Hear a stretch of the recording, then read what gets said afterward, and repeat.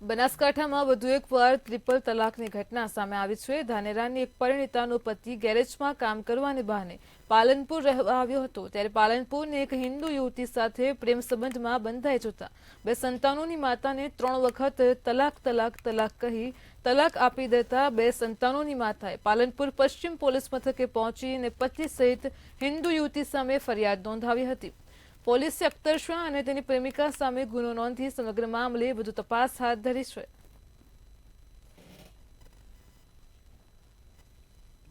મારા ઘરવાળાને મારા ઘરે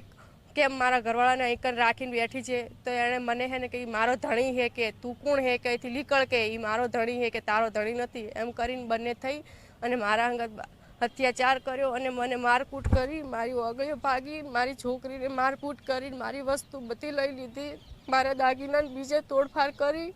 અને મને મારી કૂટી મને 3 વખત મારા આદમી પાસે એણે પરવીનાએ મને તલાક દેવરાવી અને મારી છોકરી લઈ છીની અને ત્યાંથી ભાગી છે અને મારે 1.5 મહિના જેવું પ્રેગ્નન્સી હતી અને મને પેટ ઉપર લાત મારીને કહી દીધું કે હવે તારા પેટમાં બાળક છે ને એ મારી નાખીશ કે અખ્તર શાહ રાઠોડ એમના ઉપર ગુસ્સે થઈ ગયેલા એમના હસબન્ડ અને અન્ય મહિલાની હાજરીમાં જ એમણે તલાક કહી અને ટ્રિપલ તલાકનો જે આ બનાવ છે એને અંજામ આપેલો। હાલ આ બાબતે ગુનો દાખલ કરી ચૂક્યા છીએ અમે અને આની તપાસ છે એ પીએસઆઈ કેવી ચાવડાનાઓ ચલાવી રહેલ છે। ખાસ કરીને વર્તમાન સમયમાં પરિણીત મુસ્લિમ મહિલાના હકોના રક્ષણ બાબતે જે સરકારશ્રી દ્વારા જોગવાઈ કરવામાં આવી છે 2019 અનુસંધાને એ અનુસંધાને અમારે આ ગુનો દાખલ અમે કર્યો।